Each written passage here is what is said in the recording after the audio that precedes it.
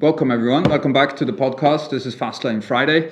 Here with me today are my co-hosts Reiniers and Samaria. Samaria, please plug anything that's going on in your life at the moment. All right. Are we still? Do you still have anything going on? No, I do.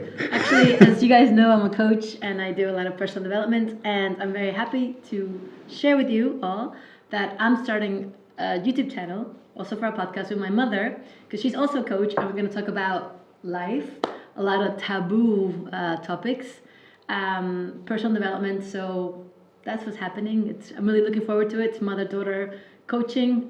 So yeah, I'm going to be honest and talk about life. That's what's going on in my life. So sounds and amazing. It's going to be in English and Spanish. Please keep us posted. I definitely will. Yeah, thank you. Reiniers, do you have anything? Yeah, so between the last podcast and this one, I've been away for a day, which is odd from Amsterdam because most of the time I spent here. But no, actually, with my colleague Justin, we drove the Antonie van Leeuwenhoek rally, which was in Brummen. It's basically a rally for a good cause, but the cars were really old-fashioned. So we took the old. What are the rules? Alfetta. Sorry. Oh, you took the Alfetta, sorry. Yeah, so we took... Yeah. What are the rules, like what are the car rules? Do they say like maximum 1960? No, yeah, so basically, like normally these kind of rallies, because it's like basically it's for historic cars, but due to the cost, this was for for the Antonie van Leeuwenhoek Foundation. They also allowed like equipes that were modern cars, so basically majority of the cars were all even 50s and 60s and 70s cars, and a few. Yeah, there was also some guys in modern 911s, and I spoke to also one guy who owned he was supposed to join with an E-Type, but the car didn't start, so he took the Abarth with his wife. No, basically it was a fun day. You had like a tour class and a sports class. We were joining in the tour class, which is a little bit more easy. But no, we took the rally prep Alfa Romeo, which with a little turbocharger. It was a lot of fun. Justin was my co-driver, and basically the day started at this beautiful venue, Kasteel Eilenburg. So it's a nice castle, and then we had like coffee, tea, and then everyone gathered around. Beautiful cars. Maybe we can put some footage of the day in the background, but this basically map reading, average speed. So it was divided into sections, I guess. Yeah, so basically you start off and then you basically drive to one point, and then you have this, in Dutch we say bolletje pijltje. I'm not sure if you know what I mean. It's basically you have a starting point and then an indication of how many yards basically you have to drive, and then at an intersection you turn left or right, or so you get the book, or so you get a big book, and you just you go through the book. So we start off by just setting out the route, and on every route there are letters behind the road on the side of the road that you have to collect and you need to write down, and then at some sections you stop and there's a bit of map reading. So you have different points on a map, which is scale 1 to 25,000. Yeah. And then you need to go with a measurement. You need to take and you need to enter and exit the point from certain directions. So and north, you can't east, backtrack and you can't reverse. No, you can reverse, and there are certain rules in the maps. It's basically orientation in a car. Okay. So it's map reading and orientation, and then you have to arrive at checkpoints from certain directions. Yeah. So basically, and the fun thing is like the both classes they enter from you drive basically the same route but different. So sometimes you cross each other, and I think there are 60 cars joining from the start. Wow, that's a big event. Yeah, a big event. So classic 911s, Alphas, some. Any car that stood out to you personally? There was also a film crew. They were filming a father and their daughter in a 50s Bentley, but like a really big one. I'm not sure the typical model, but but it drove quite fast. Like especially we were also joining by a client of us who had joined with a Donkerford. and like he was really quick and sometimes on the tarmac roads, but there were also dirt sections. So the guys in the Dunkerford were like, and there's one clip of It's the. a very low car Okay. and very like for racing setups, so very stiff. Ah. Yeah. Yeah. No, but it was one 911R from the 1969, which is it's super rare, beautiful old 911. You don't like they don't look different from ordinary like similar year Porsche 911s, but that one was like if you know what it was quite special. And some of rally homologations, but also Lancia Fulvias, Citroën DS, like there was a use variety, which was really nice. Yeah. I have a question. Yeah, go for it. Yeah, for Are sure. all the rallies like this? Like, do you have to look for like orientation with maps, or is it just special about this rally? No, so this is like the old style rallying. But for example, when we host a rally from the club, I basically set out the route with map, and you just follow the route, and it's more about bringing people together than doing the rally I did was way more sporty, and and in the end of the event we together we raised €34,000 I believe. So What was the cost? Oh, great. yeah, so it was the Antonie van Leeuwenhoek Foundation, which is basically a cancer institute hospital. Oh, that's amazing. It was a great day and lovely sponsors everywhere and great lunches. Well, really, the organization was really well done. The rally was set out by Remco Luxemburg, which is a famous rally navigator. A really pleasant guy. I worked with him in the past when he set out our rally. Now just a great cause and great people. We were one of the younger ones, so just so my colleague is my colleague Justin is I believe 22, 23, and we ended overall sixth. We ended sixth of 20. So wow, that's great. So it's not we weren't flawless, and we thought we did we thought we did a little bit better. But no, it was a fun day, and I know when I tried to do it, I think we came last. Yeah. Yeah, no, it's can be like if you have like I was really happy because Justin is really like he's an experienced navigator. Like he did stuff with stuff in the past, and it was great fun, and maybe we can add in some footage in the background. Yeah. Yeah. So that was my and for the rest of the week I worked and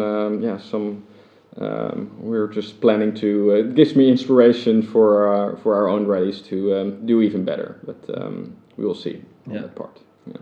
Yeah. And the only car-related thing for me is the only thing is I need to now plan to put winter tires on my R8, which is a pain in the butt.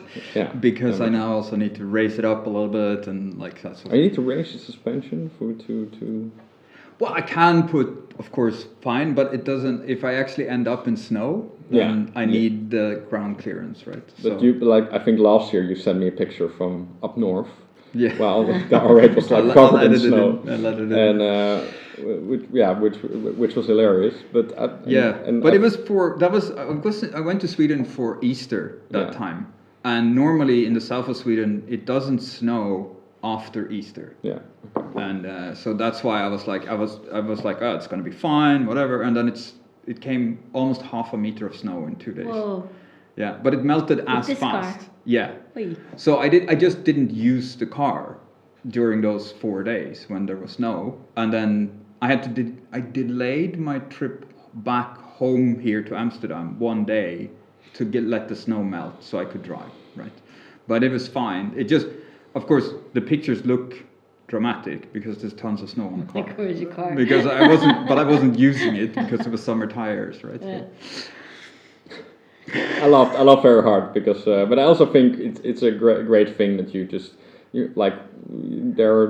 we have similar I have similar clients who like have an R8 here in storage and only drive it with like nice weather and they cancel when the single rain drops and Magnus just plowing through all seasons with the car, which I think is a great thing, and also I think it's really emphasizes how you can use the car. Of course, how good a daily it actually is, and well built, and it is. And the four-wheel drive, of course, makes it very stable. And really, it's a very good car to use. So the 2 trips, I have 2 trips planned this winter. So one is to Austria. We'll maybe talk about that later.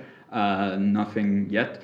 But and then of course to see my family in Sweden for Christmas, right? So that's Aren't winter tires mandatory in certain yes. times in the north? Yeah. So the law in Sweden is that between X months, you are legally required to have winter tires if you are to expect winter conditions.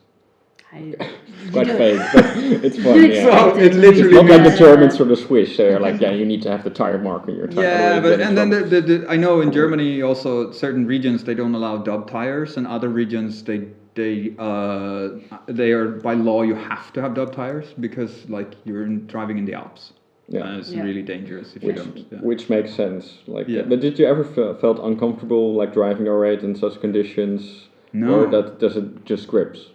Yeah, no, I mean, of course, I didn't go driving in the snow because there's so much snow that the car is not tall enough, right? Yeah. So you would be a snowplow. No, but even on like tarmac roads when it's cold and okay. No, it's really because of the four-wheel drive. It's very safe. A friend of mine made a mistake once. Like he was a bit like overconfident. He was really confident about. We were spending, I think, 2 years back. We spent a winter in Switzerland in a small mountain village, and he was actually with his girlfriend in Bern, which is a 2-hour drive. But he was with his. He had he drives a Model X, like the big Tesla. Yeah. And basically he thought, and he didn't have winter tires because his trip was like unplanned. Oh, yeah, okay. And but he was like, yeah, if you don't go up the mountains, it should be a problem. And then. And I said to him, "It's like, oh, are you gonna park the car down like in down the mountain, right? And I can pick you up or whatever." And I was like, "Yeah, man, it's just 4-wheel drive." Oh. But then he but the weather was super cold, so he just made it, and he had some close calls, and this is like a really wind-back road up through the mountain. I think the village is it's on 1,300 meters or so. But if you go in January, I think it was early January.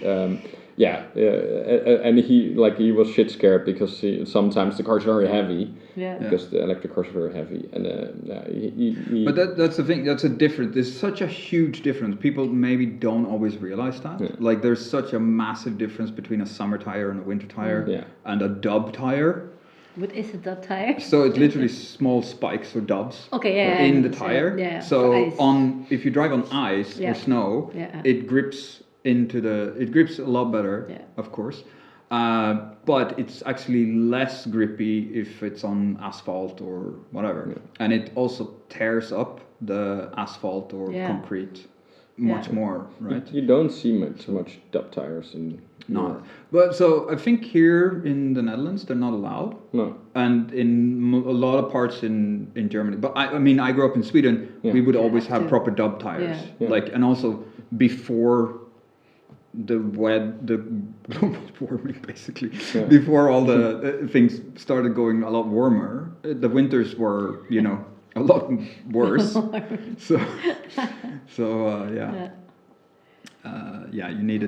You really needed dub tires. Yeah.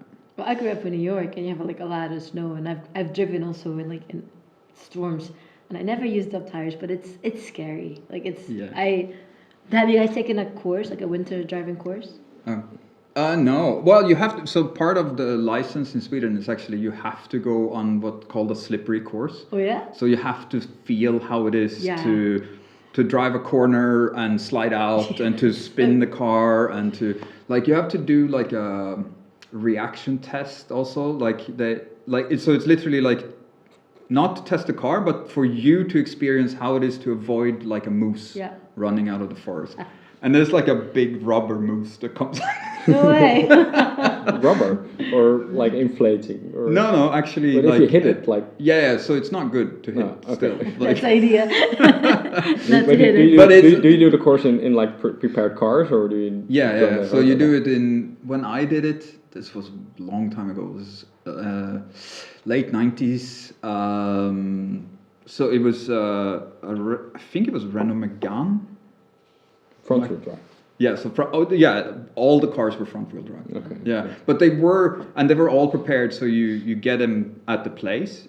So it's literally like a rally school, right? Yeah. But for So nice. but you have to go one day. It's part of your driver's license. You have to do cool. one day, and Yeah, so they were, but the cars were, you knew which car was fast and not. Like you could notice which car was a bit faster, so you wanted to be in that one. Yeah, nice. Like, yeah, it was really fun.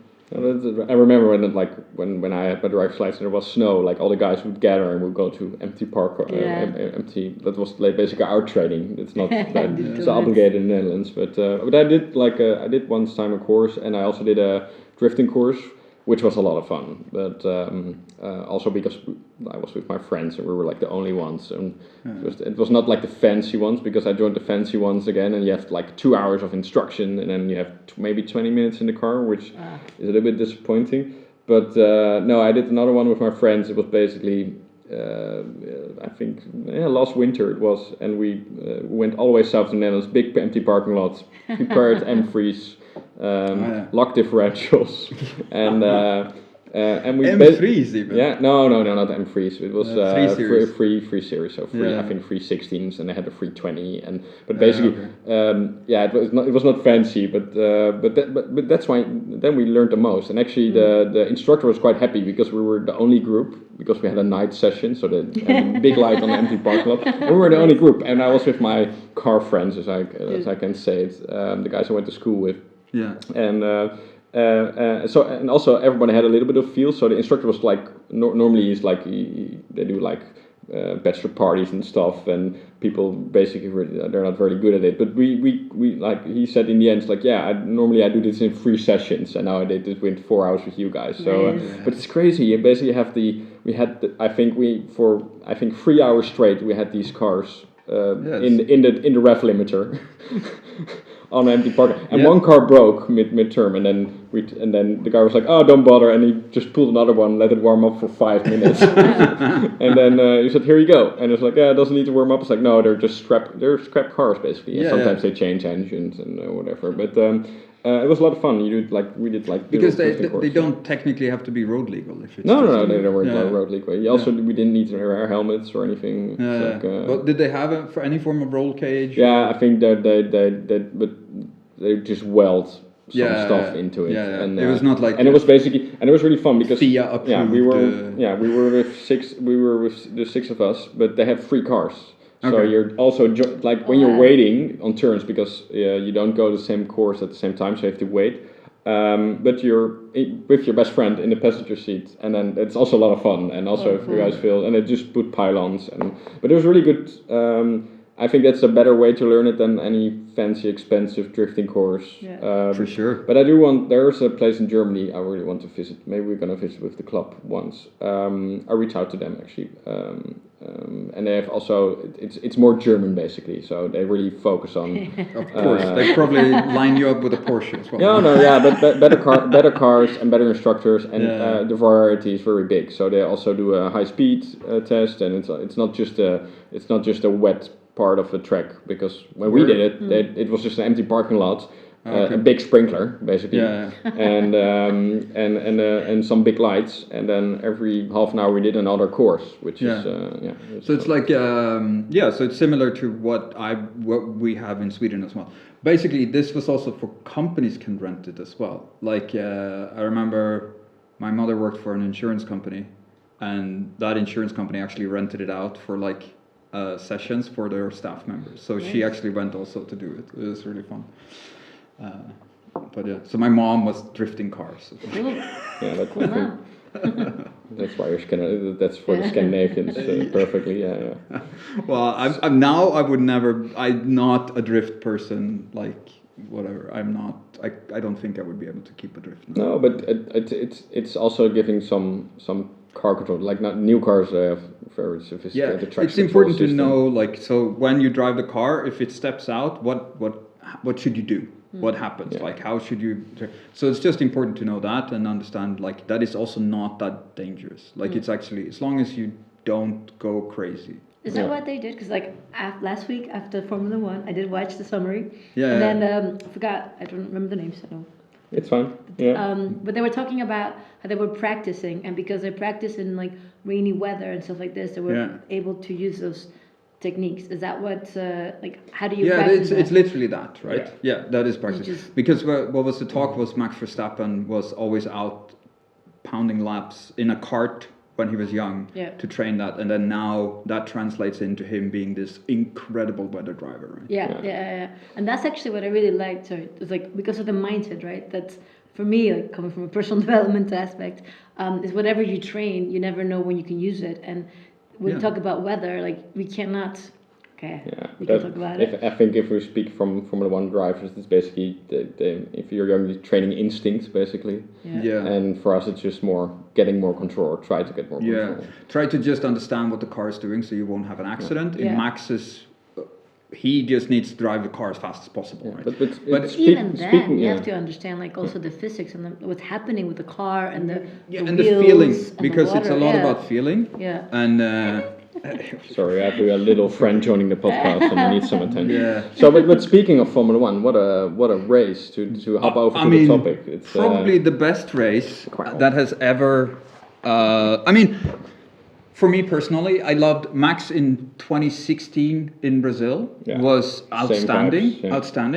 And then now he puts on this like mind-blowingly good race. This is, for you, this is one of the few races you've ever seen. It's just this mind-blowing crazy race. From another we breathe Formula One. But it's really fun. It's really nice that you put so much interest into it and trying to learn a bit. You see some summary. And what do you know how? That's basically my question. Do you know how special this weekend was? Because but that's the thing. Because I sent Magnus a message after. I was like, I'm hooked. It was great. It was action. Because I have watched Formula One in the past, but it was like okay, and like unless you know what's really happening, it can get boring, right? Anything that you do if you don't understand the insights. So, but this is like, oh, this is great, and this was out, and the rain. I thought it was amazing, and it was very exciting. It was like, oh. And Max's performance was just incredible. Yeah, but outstanding. And if you further elaborate on that, it's basically how he started the day, because they have on Saturday they have the crazy rain session, so they postponed the qualifying to the morning, which basically, qualifying is always on Saturdays, and then it was raining, so they canceled the qualifying, moved it to the Sunday morning, so all the drivers had to wake up at like 5 o'clock in the morning to be at the racetrack. Mechanics even earlier. Yeah. Wow. And then because the qualifying started at 7 a.m. local time. Okay.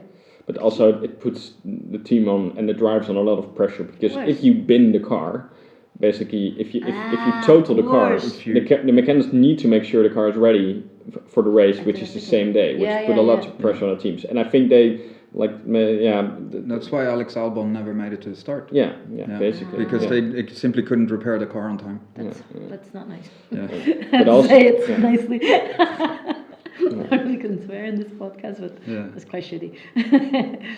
No, but I thought it was very. What I admire is just also the mentality. You have to do presteren. How to say presteren? You have to. What is it in English? To. What word are you looking for? Perform. You have to perform under so much stress. Like that's just magnificent. Yeah. And keep it cool.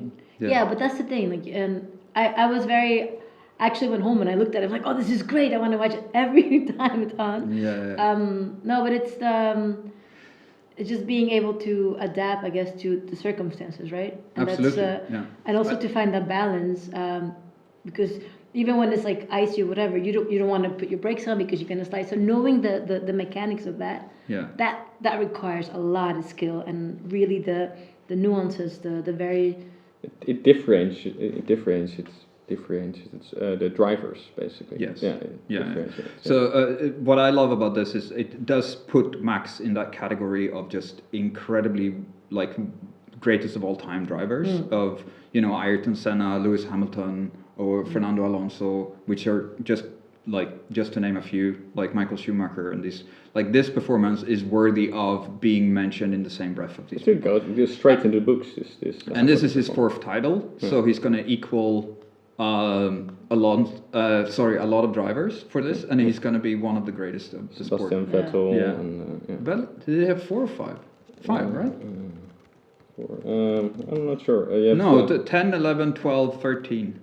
4. Vettel has 4. Vettel has 4. Yeah, so he would be in the 4 categories. So together with Vettel and Prost. Prost has 4? Yeah, I'm just looking up. Yeah. So, but like greatest of all, just to, like the Formula One has been ongoing since what, 1953 or something like that? 52, 53. And this winning from 17th or below has happened 5 times. And this is one of 5. And the last time this happened was Kimi Räikkönen in 2005 in Japan. Wow. Yeah, that's insane. That's insane. Yeah. So I mean, it's such an outstanding performance Yeah. that it's just But also like the bounce, off the charts. Also the bounce back. Like he was very unlucky with the red flag on qualifying. Yeah. Because in during Q2 there was a crash, and basically there was enough time to go one more lap, and I think Max was I think he was position 9th or something. But he was doing his outlap, but because Red Bull is the current constructor champion, they have the first pit box. But when it rains, like the pit box is really busy area. So if you're going out of your pit box, you basically have the whole pit lane, and while the drivers are also waiting in line to get a gap to do their outlap basically. They're not allowed to drive slow once they go on the track. They have to drive to a minimum delta, so a minimum speed basically. Okay. So they go slow in that's why Reiniers is talking about going slow in the pit lane. And what speed is that? It depends on the track. Yeah. Give me an idea of track. track. It's about time, not speed, right? So it's like you can't go below a certain percentage of the fastest time. Okay. So I think it's based on that. Make it complicated. Yeah, because that's also why. Because I mentioned that the last time we spoke about Formula One, which is literally, I love your questions, but it's like the answers are never simple because Formula One is very complex. Yeah, I like complexity when it comes to this stuff. So that's why I'm here. I want to learn. So I'm willing to learn. Yeah. Yeah, but basically he got knocked out because Stroll crashed. It was not the only thing he crashed that weekend, but we can do a whole podcast on that separately. Yeah. But and they had a red flag, and the odd thing is they waited the marshals. They waited I think 20-30 seconds or so, and then he just got knocked out of the qualifying session, and he couldn't. And then there was a red flag, so he couldn't finish. So he was already had a 5-place grid penalty, and I think he qualified 12, so he was starting 17th. And then if your main championship rival starts first, then you need a different mindset. And he was so upset. That's why when he got out of the car, he was so upset after qualifying, and I thought, oh man, it might give him like the good type of fury, but it can also. Because if Max bounce back, because Max had 2 settings when he gets angry. Either the one who's like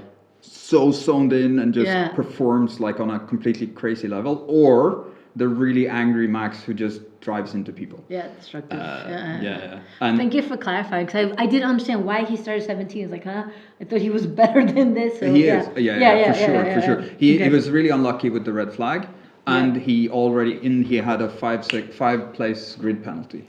Okay. Yeah. Thank you. Yeah. How's it going, Olivia? Yeah. So, but what else to talk about that? Because it was such an incredible race. There were so many great performances. But there was also, of course, one outstanding poor performance. The race hasn't started yet, I think. Yeah, Lance Stroll on his way to the grid. So on the formation lap, he loses control of the car, spins it around, hits the barrier on the front of his nose. It doesn't look like it damages the wing, which it doesn't seem like. But then the guy starts reversing the car, but doesn't reverse enough. So he just goes, I'm just going to drive through this gravel trap. The wet gravel. Which is literally designed to stop cars.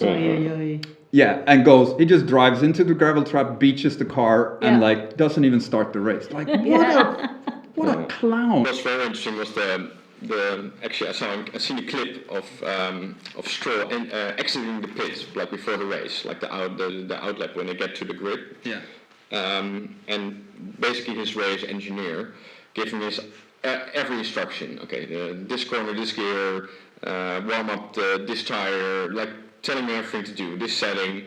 And the funniest thing, you see the onboard of Stroll, and he just spins off, right? And like you said, he hits the barrier, and it's not a big deal. It can happen. It happened to Max actually a few years back as well. Yeah, it happened to some of the really good drivers. So and these things can happen.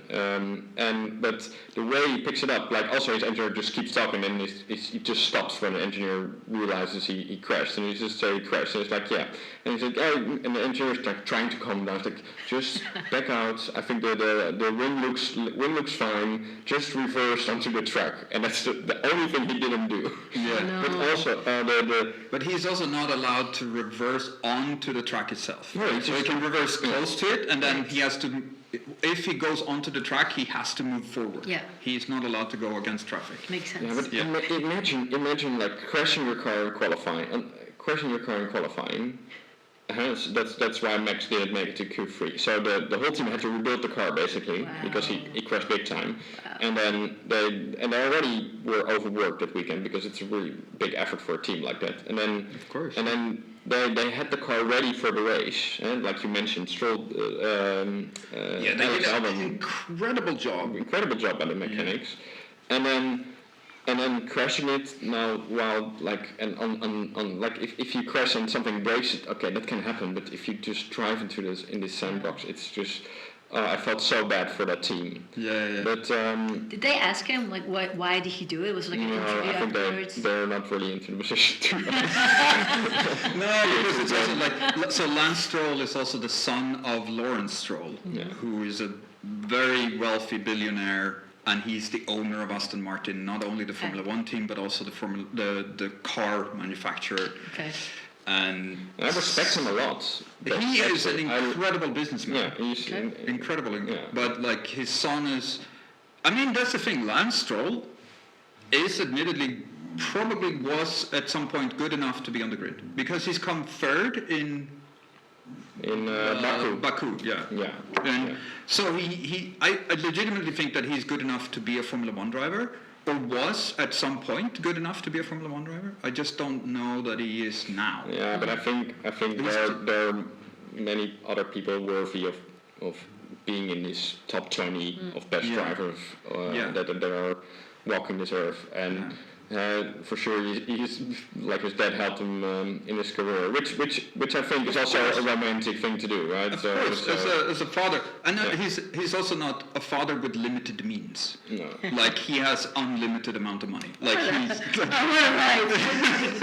No, but he literally bought the Formula One team for him to race there. Yeah, and his son. Yeah. So, I mean, if you have money on that level, it's never like, do I want to do this or not? It's like it's and like. There's this famous like quote from Bernie Ecclestone about how to become a millionaire in Formula One, which basically starts if you start as a billionaire. That's a good one. Yeah, so how to make a small fortune in Formula One is to start with an even larger fortune. That's great. Because it's so capital intensive. But I do think Stroll, like some drivers, they sometimes they say it as well. Like I think his lack of awareness on the track is really on the low side. But now, because I think it's when Wait. the dog doesn't like Lance Stroll either. But I think it's also about motivation. Because he doesn't. So here's the thing. He's a guy who's set for life. Why would he need to spend that extra? He knows that he's not going to get fired. He knows that he is the space. He knows that, like, he will do enough to be good enough, but he will never go that extra mile. Imagine all the hours that Fernando Alonso puts in training, in gym, and all the stuff. And he's, 43 now? Yeah, he's crazy. Yeah. I love him so much. It's insane, right? And then do you think that Lawrence are putting in the same hours, you know? Or, like, he doesn't, he doesn't need to have that dedication. Yeah, so it's to the why. Like, why do you want to do this, Exactly, right? If there's no, like, bigger reason, then, like, it's, there's no, and also the talent and the discipline, and of course, but no, he's a talented racing driver because he That's wouldn't not enough. exactly. But even if you're father buys your way in. That just does not sound good. I'm sorry. No, but but he is still a good racing driver compared to us. Like he's miles and miles and miles better. Well, yeah. Like we don't even stand a chance, right? There is no. So I'm not like. But compared to the other Formula One drivers, I think that he lacks a little bit. Yeah. Probably. Yeah. Which is otherwise. Sorry, we got into Lance Stroll. There's so many good things to talk about that race, which is amazing. Yeah. But some things also that kind of came back to land on Earth was Franco Colapinto, for instance.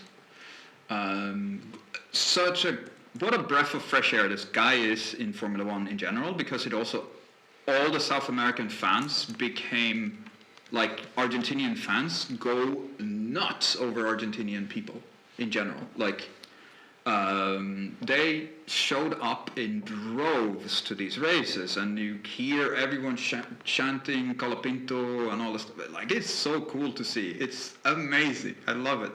Yeah, it's 21 years old. Yeah. And you only have for the more from the South American side, you have obviously Perez, and yeah. But also, the funny thing is, so that actually puts Red Bull now, because there's rumors that Red Bull are interested in Colapinto, right? Yeah. Do you know why? Because Perez is not performing. Well, getting not the max out of the car, but Perez is not performing. Colapinto is the new kind of hot topic in Formula One, so that's like why they're in. But there's another part, which is that Carlos Slim, who's a big sponsor, brings lots of 20 million or whatever it is with Perez to Red Bull, which is the reason why Red Bull hasn't fired Sergio Perez already. He sponsors Franco Colapinto as well.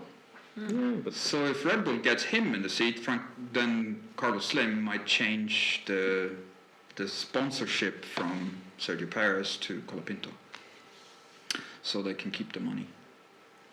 But speculation, no insight. But yeah, that's the Formula One is also like that's the thing. We're now talked about two things which are quite important. It's not a meritocracy. No, it's not. It's a business. And you have to bring in, if you don't bring in the money, which is also probably why Liam Lawson will now be overlooked again. They will put Franco Colapinto in the Red Bull seat instead of Liam Lawson, because Liam Lawson simply doesn't bring the level of money to the sport. Yeah, but I do think. What brings it in then? What would you say? So if you bring sponsorship with you, so if you work together with companies and bring in money to the or bring in new markets or whatever, then. Yeah, of course they're gonna choose you. Liam did an excellent race for his conditions. Like he did. Yeah, he turned out nice. He's a great driver. Yeah. It's so unfair that he has been overlooked many times already. I like it. He's quite fierce to comparison to he battles with Perez, which Perez shouldn't be battling with this guy in this place. Yeah, so this is the thing. I really pissed off the fact that Liam Lawson is battling with Perez, but just leaving the door open for Max Verstappen. Yeah. If you're in the which technically they are a junior team to Red Bull, junior drivers. They should let the Red Bull drivers just go. Yeah. But Liam Lawson is fighting Perez with tooth and nail. He wants to make a point. Like, I deserve that seat. And I like that. I like that attitude, to be honest. Of course, he's a fierce, and he's a proper competitor, and he's a really good driver. But yeah, I think he should probably play the Red Bull game. But also... I mean, he got called in after Mexico. Christian Horner called him in, right? Yeah. And I don't think it's because he flipped off... because he did give him the finger. It was brave to do that in Mexico. He did give him the finger in Mexico, exactly. To Sergio Perez. That's what I like about it. I don't think he was called in because of that. I think he was called in, like, why are you racing him? You're in the junior team. Like, get out of the way. Yeah, but I think these guys, as soon as they turn up the helmets, they just want to perform. And I think, especially in his position, he's like, it doesn't matter where it is. Like, that's why I like it. He has big balls to do that in Mexico. Imagine if they had crashed or something. Like, would he survive going to the airport? He would have been Timo Glock in Brazil in 2008. We couldn't leave the track or something. No, that's terrible. Is there like an age limit to Formula One? Like, or what's the... I think they made it 18, but Max started when he was 17. So crazy. After Max joined at 17, they said, okay, we put an 18 limit. Yeah. However, they are now looking into, because Kimi Antonelli. Let's say it's this: if the backers of a driver are powerful enough, then they will change the rules. Because in this case, he's backed by Mercedes. So then all of a sudden, FIA will be like, oh, la la la, what rules? So depends. There's a lot of politics as well. Yeah, isn't that like everywhere though? Come on, when it comes to sports. Yeah, Money, but politics, it's fine. sports, But they like, go together. I find that really charming. Also, which is what I loved about I loved it when Bernie Ecclestone was the head of the sport, and he was Formula One before CVC sold it to Liberty Media, and Formula One was head by Bernie, because it was just a shit show of you scratch my back, I'll scratch yours, and it's like, oh, we get this rule for you, and then it's just brilliant. I loved it. One thing I also really liked about, speaking of going back to Perez, I think there was this clip of him in the pit lane getting ready. I think it was in qualifying as well. It was raining poorly, and to position yourself on your outlap is really important. Yeah. So basically, you saw an onboard of Perez in the pit exit where you're allowed to overtake, but it's super tight in there. Yeah. And then they're at the running line, driving real slowly, and the engineer says to Perez, "Man, you need to get a new gap. You need to pass the guy in front of you." And there he was sort of in the middle.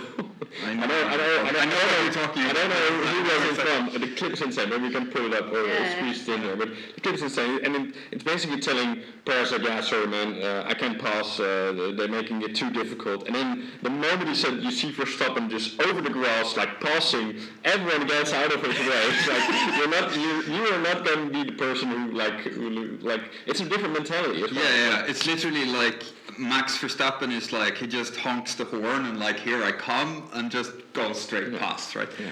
But also, I think, and there's a little, it reminds me of a clip of, I think it was a documentary of Senna, when Senna was in Monaco, doing his, basically Monaco, the race itself is on Saturday, it's qualifying. Yeah. So this one, is it a year ago? No, it's not. And basically, they were talking about when you see Senna behind you, you just get out of the way, even if it's your hot lap, because you will not be the person who ruins Senna's lap. Yeah. That was basically a point. And I think that sort of mentality has Max, Max has it as well. That sort of authority. Some drivers they won't touch.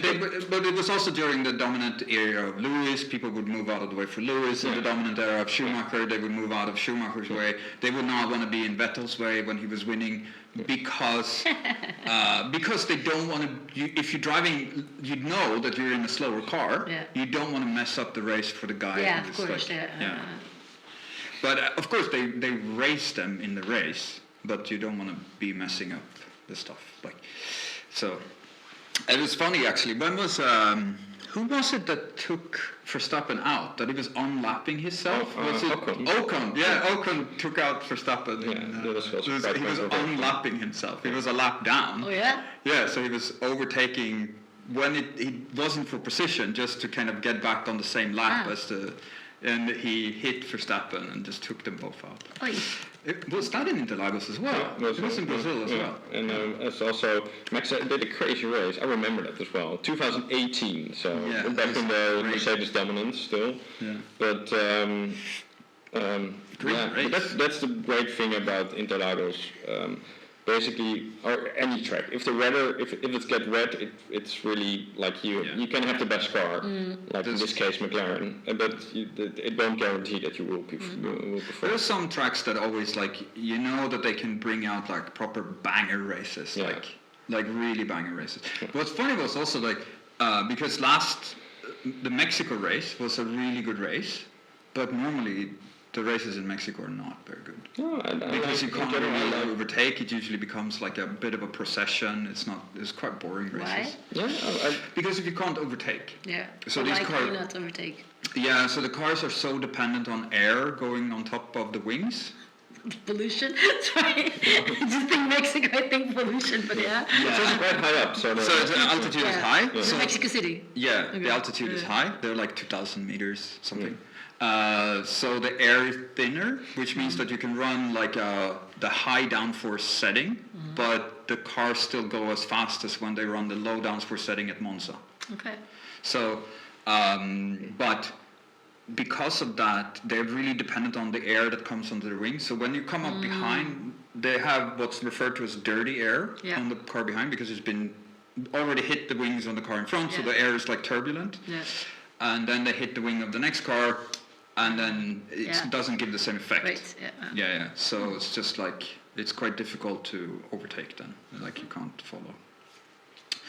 So, but I actually disagree. I like Mexico. you like Mexico? Yeah, you're going through the stadium. I don't know. I love Mexico City. I really want to go to Mexico and Mexico City. I want to visit because I would love to go and see the race there. Yeah. But I get your point. Like there are some tracks. I think I would always for example, the Bahrain circuit. It's most because it's always dry. It's always yes, it's another dry day in the. No, but it's a very straightforward weekend for the drivers. They just You want like Spa.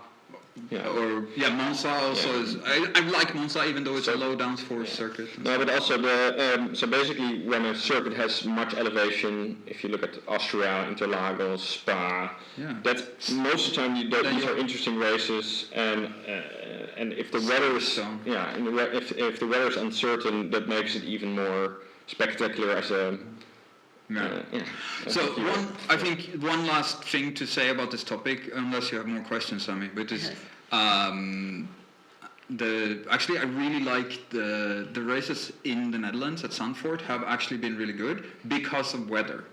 Because the track doesn't lend itself to Formula One, because it's an old school track, very small, so it's very difficult to overtake, narrow and stuff. But holy moly, it's been really good races. And also, what they did this year, they put in a gyroscopic camera. So the camera stays still, but the car moves underneath. Oh, wow. And at Zandvoort, because it has banked corners and stuff, it looks insane. Oh, nice. It looks so cool. We're going to hopefully we can put in a clip or two. But maybe one day we can talk about, like, my question I'm curious about. Who designs the courses, the racing, the circuit? Yeah. And is there like a limit of how many turns there have to be, or who makes this up? Like who? I can answer a couple of those questions, Perfect. but do you want to answer first? No, but okay. Let's start with it. I'm really curious. The last question. Like, what is the sharpest degree of turn? Like how sharp can the turn be? It can be 180 degrees. There's no limit. Oh yeah, there's no limit. No, because in Sepang, for instance, they have 180, I think. Yeah, Canada as well, and no, but basically many tracks they have a very rich history, so they for sure have been upgraded. So, for example, many due to safety reasons. But you have some tracks that have great history. So, but actually they redesigned the whole Zandvoort circuit during COVID. I think it was Alexander Wirtz who did it. Yeah. With his company, because historically the one that has, so there are two famous designers currently. There's Herman Tilke. Which is the one that everyone complains about. If it's a Herman Tilke track, it's a boring track. Which is that it become like some meme or whatever. Of course, the man has also designed really good tracks, but I can't name any right now. But during the Bernie Ecclestone era, when there were new races, there were races in India, there were races in South Korea, there were races in new places they went to.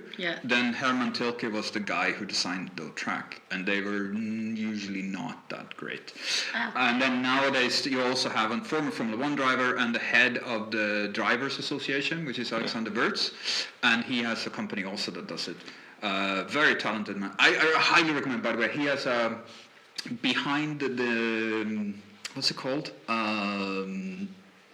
The Formula One podcast, which is called Behind the Race or something. I can't remember. But Alexander Wirtz is in there. The interview they do with him is incredible. Like it's such a great podcast. Cool. He's involved in many circuits, as Yeah. Bahrain, Shanghai International. Yeah, he Singapore, redesigned a lot of the tracks to Fuji make them better. Speedway, Yeah, Istanbul Park, which I like a lot. Istanbul Park is Yeah. amazing. That triple apex Yeah, super left-hander. nice, super Oh, nice. it's so good. But also, and then more recent, he did the Las Vegas trip, Jeddah, of course. The Yeah. Jeddah is insane. I like it very much. Dude, It's very dangerous. that is a but dangerous track. it's Yeah, super that's dangerous. like you have to have balls of steel to get that. Yeah. Like Which one? basically Jeddah. Jeddah, the Jeddah track. It's It's basically very fast, very City narrow. track. It's a city track, but they purposely built it. It's not like it was. There was no layout. They just spent some. They have a little bit of money there Yeah. in Saudi Arabia. But I think that's a good thing when they put it in sports. Actually, I think they made an amazing circuit and immediately made it interesting. Yeah. And it's really. But I think it will maybe one point in the future it can go horribly wrong there. I think so. I think there can be a couple of really bad crashes there. But there was also in Singapore before they redid that chicane. You know, when people could bounce off the Yeah. chicane. What? Yeah. So there was a chicane in Singapore where the what do you call them? I lost the word completely. Curb. Thank you. Additional, The curbing was sausage curb. yeah, the sausage. It was like a proper sausage curb. It was like a big curve that they put so that you wouldn't cut the chicane, right? Okay. Yeah. But the problem was if you missed the chicane or understeered, you hit a big jump basically. Oh, okay. So yeah, it was not very popular.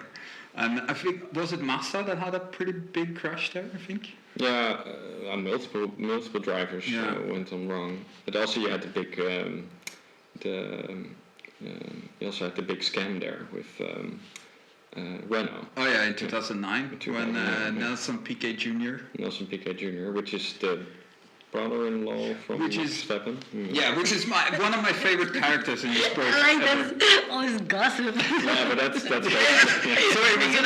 it was ordered by Flavio Briatore. Yeah. Yeah, Flavio Briatore is one of my favorite characters. He's like the sleaziest businessman ever. He's like, and he's back in the sport, by the way. So he was banned for life. That was later overpeeled. Yeah, Flavio Briatore. But there was like he got caught. That was basically it. Like, Yeah, so they told Nelson Piquet Jr. to crash so that there would be a safety car so that Fernando Alonso would stay in the lead Okay. and then win the race. Yeah. And this was back in, was it 08 or 09? 08.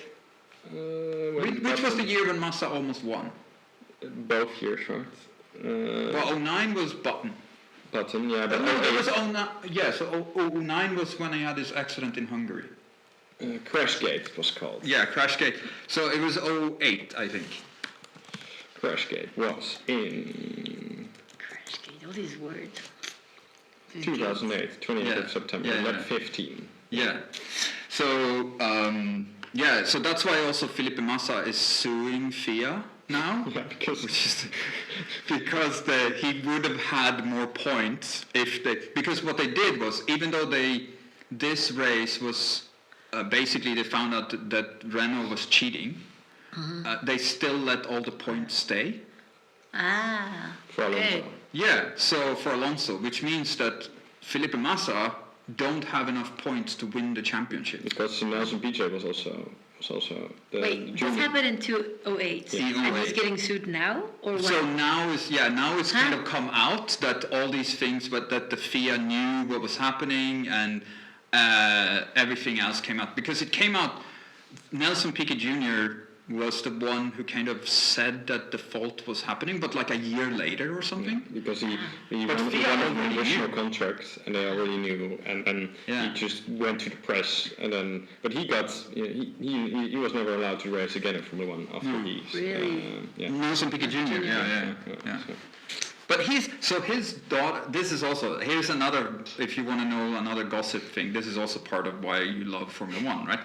Because it's so incestuous. It's so like everyone has been with every team. Everyone has like they have connections and linked to each other and stuff like this. So Nelson Piquet Jr. is the one who had Kelly Piquet.